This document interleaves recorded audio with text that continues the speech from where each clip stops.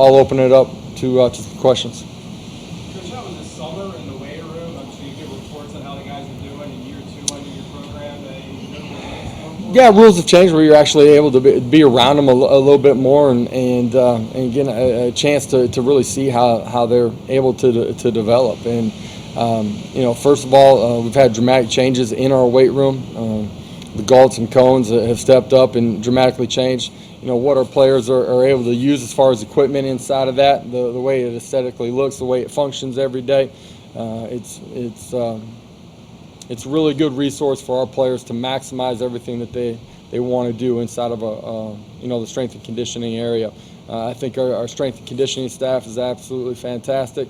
Coach Schmidt, his staff, do a great job of developing our guys position specific. And so when you watch those guys work out, our bigs, O-line, D-line, line of scrimmage guys run completely different than, our skill guys, and our big skills, what we call them, tight ends, linebackers, are going to train differently as well. And I think everything that they do, our players understand the why behind it and how it correlates to them being a better football player. When players understand the why, they're going to buy in, and they're going to push themselves to obtain the best that they can, the standard. So. Sort of building on that, Josh, can you sort of compare where things are for you, your couple of programs, where they were Seasoned vet now. I was a rookie last year, now I'm a seasoned vet. I think just our entire program, and we were in a great place last year. I think great buy-in and communication between players and coaches, and developed trust as we went along the way. Everything was brand new for our players, though. It was the first time that they had gone into spring ball, the first time summer workouts, the first time they had gone into training camp. And so there's always some uncertainty in those things, and I think there's nothing like going through the test of time together, going through trials, tribulations, peaks, valleys, ups and downs, the battles that we went through during the course of last season to ultimately bring your football team a lot closer. And we did that as we went through the season. And coming back after the bowl game, as good of a place as we were, during the course of last season, I felt like there was a heightened sense of urgency, a heightened sense of trust between players and coaches, accountability inside of our locker room, an understanding of who and what they truly want to be, and how we're going to get there. And I think that only takes place, as you go through the course of time. When players truly understand what the expectations are, they're typically going to meet the standard every day, and if you do that, you're giving yourself a chance every day to become what you're capable of. Josh, do you get the sense that the players want to use how that season ended last year, that bowl game, they want to use that maybe a little bit of motivation? You go 2 seasons of not losing a football game. Not that our team ever took it for granted or anything like that. I felt they prepared in a great way. I think the course of that 60 minutes, showcases how each and every play matters, whether it's the first one or the last one, and doing your job the absolute best that you can and paying really close attention to every little detail, in your scheme and your technique, how those things add up to being successful and finding a way to go win a football game. We got great belief in who and what we are as a program. Our players are extremely confident. Since I've been here, I think our players have and probably always will have a little bit of a chip on their shoulder, and I don't think that's a bad thing for our program. How much do you pay attention to during the off-season conditioning, your quarterback's leadership skills during those? We spend time and energy not just at the quarterback position, but with everybody inside of our program of one, what is leadership, and then two, when you are a guy that's a great teammate and making sure that you're doing things right and holding the teammate accountable next to you, how do you phase into a true leadership role, and what does that look like inside of your meeting room? What does it look like inside of your unit? What does it look like when you're a full team, and what does it look like at workouts, at practice? Those are all things that you get older in age, you've experienced those things you kind of take for granted. The great thing about college football is a quarter of your roster turns over every single year. It's the hard thing about college football too, but it's a great thing. And so starting in January, those leadership roles, players walk into those position rooms, and all of a sudden there's a guy or two that had graduated and moved on, and he kind of was the leader inside of that room.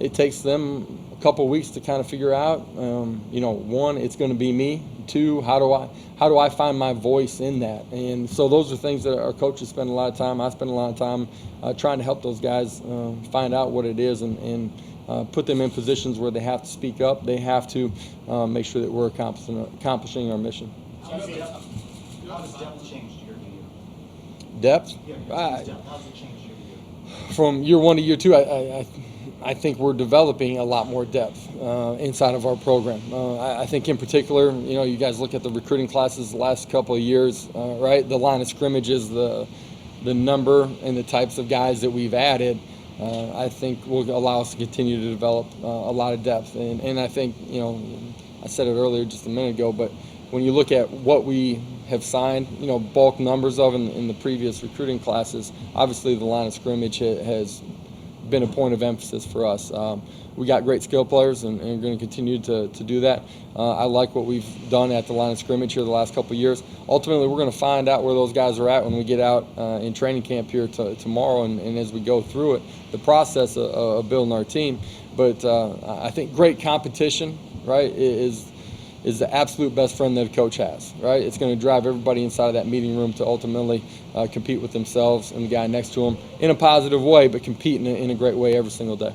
Josh, how would you like to see that quarterback competition play out over the next 3 I want to see a guy fully take the reins of it and prove that he is the guy. Want it to be fierce and competitive too. I want the guy that isn't the guy to be playing at championship level too. And I think it's important that that position, like every other position on your football team, but that position in particular, because they have the ball in their hands, right? They in some ways control the destiny of your football team. That they prove to the guys next to them and on the other side of the line of scrimmage that they are the guy. And I think that's important, that they take that ownership and the guys feel that way about them. To do that, somebody's got to go out, earn it, and really take the job. The great thing about spring ball is typically in a quarterback battle, somebody's going to play poorly enough that they prove that they're not the guy. That hasn't been the case for the 15 practices in spring ball. I feel like all of them are going to be dramatically better than where they were when they left after the spring game. They've spent a ton of time inside of the building. I think they've poured a lot of energy into understanding our schemes, growing and understanding defenses, pressures, and ultimately being a smarter football player. So we're going to find that out and go through that process starting tomorrow. Just to clarify, you're looking for one starter, not a situation where you can play. At the end of the day, we're going to play the guys that are ready to play. But I certainly hope that someone goes out and proves that he's the guy. Is there an ideal timeline for that? Would you like to have one day by the end of I don't have a specific timeline, just because every quarterback battle I've ever been in, whether that's as a player or as a coach, has kind of unfolded differently. And I think you got to go through the process. And when a guy truly earns, proves that he's the guy, then you name him and you go in that direction. Aside from quarterback, what's maybe your most pressing question that you want to see answered over the next few weeks? It's competition. You need to continue to develop depth at every position, right? Guys got to earn starting positions. I think just with the graduation on the defensive line, I think the two interior spots in particular are critical to finding out who and what we're going to be on that side of the ball. I have a couple transfers, grad transfer, junior college transfer, that have been here since the middle of May. I think they're going to add great competition immediately. Have some young guys that have been in our program, some through spring ball, some that just arrived, that I think athletically are pretty special.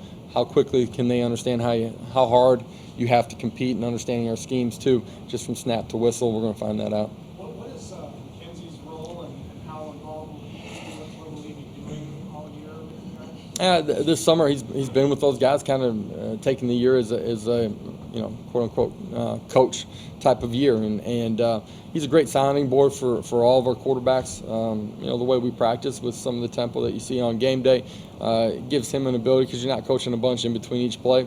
After a series, he'll pull those guys to the sideline and kind of rewind things and ask them their perspective, but also give his insights as well. And I think that's been great inside of the meeting room as well.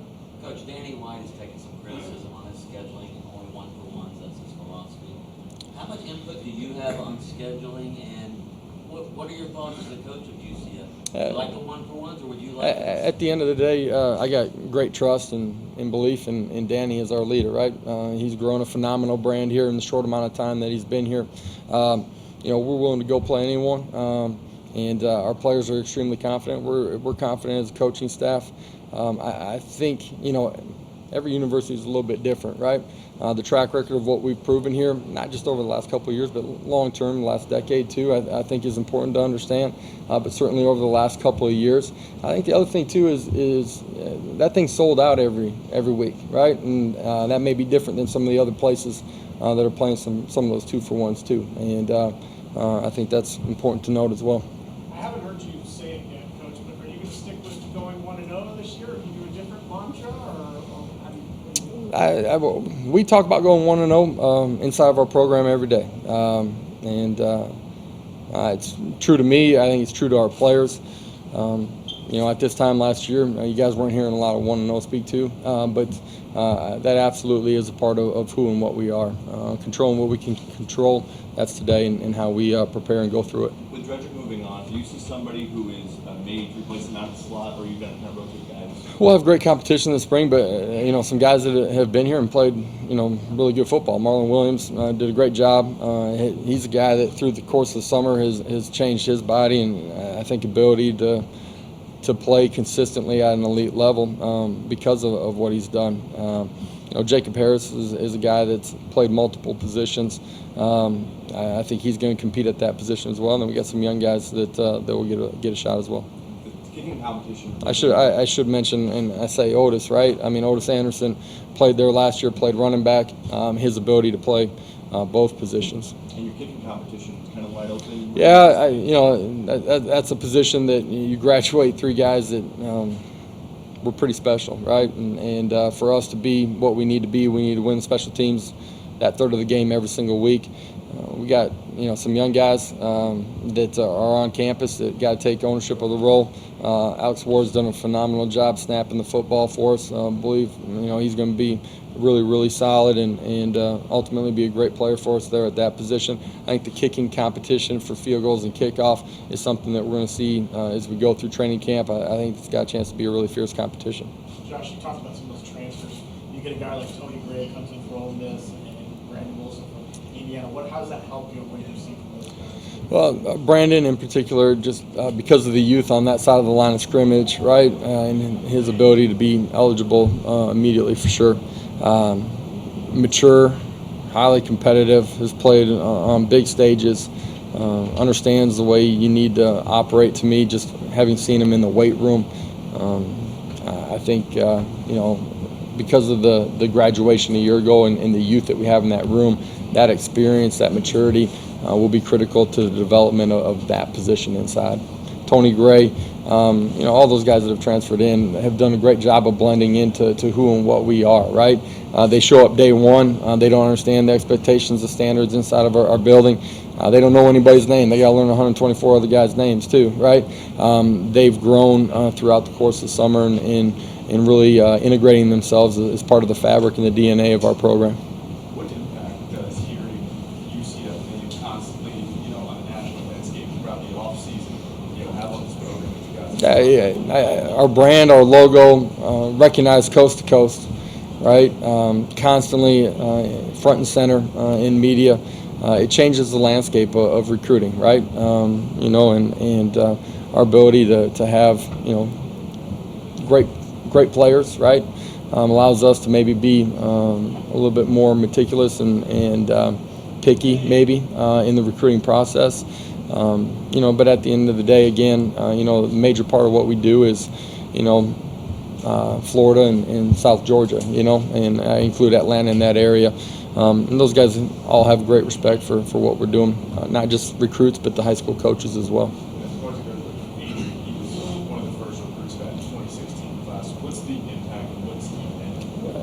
I'm sorry, I missed the name there. You talking about AK? Yeah. Okay. Yeah, just what he's meant to the program. Yeah, as you've seen him. I mean, he's an all-conference player, right? I mean, one of the most dynamic players in all of college football. If you're able to get him in open space, whether in the run game or the pass game, he's going to provide game-changing, explosive plays. I really like just, you take over a program right in year one, and you're trying to develop trust, and with offensive guys and defensive guys too. What type of scheme are you going to run? How are you going to put them in a position that they're most comfortable, right? And so I thought we got better at that as the season unfolded, both sides of the line of scrimmage, also special teams. That's a guy that, just in coming back in January, has been really focused. And I think sometimes you just get to your senior year, you understand the urgency of how fast this is going to end, and what your goals and aspirations are while you're here, but also long term as well. He's had a great offseason. Sorry, what's up? On DJ? No, we still don't know when he'll be back exactly. You mentioned in conference media days about Randy Charlton being a leader on the defensive line. Can you kind of expound upon that? How unique is it to have a sophomore who's a leader, and how does he lead? Yeah, well, I think it's unique that he's got maybe as much experience, right, as anybody on the front four besides B. Hayes. And I think those two guys, right, if you talk about leadership at the defensive line group, those are the two guys that immediately come up as the cornerstones in that room. And I think that unit, I said it at media days, maybe grew and changed as much as any position throughout the course of summers. Physically, when you see them, you come out on the practice field, they look different. They're moving different than they were. I think those two guys really grabbing the reins of that group took them to a different place this summer, but also will ultimately determine who and what we're going to be up front on that side of the line of scrimmage, during the course of the season as well. Coach, Dylan. You got veteran talent in the running back position, a lot of it. You've got some veteran talent on the offensive line and as a receiving core. Do you think that'll help take some pressure off whoever your quarterback is, considering he's going to be the new guy in your offense? Yeah, we need those veterans to play at an elite championship level. They're certainly capable of it, but they got to prove it every day still. Absolutely. If you're able to run the football, that changes the numbers in the pass game, changes the third downs that you play in. You're able to throw it on your terms instead of being forced to throw the football. Changes the way people are rushing the pocket. All of those things lend itself to taking some of the pressure off of that quarterback and giving him a chance to play his best football and not have as much pressure on him. At the end of the day, though, when you're playing that position, you're the one guy that's touching the football besides the center, right? It's touching the football every single play. You're making a bunch of decisions. We're going to need a quarterback playing at a championship level. I believe we're going to have that when we kick off. Okay, can we get started with the players? Josh Heupel, let's stick around for a minute or two. Okay, appreciate it, guys. Enjoy the day. Appreciate it. Thank you. Anybody need me right now? Good. You do, Sammy.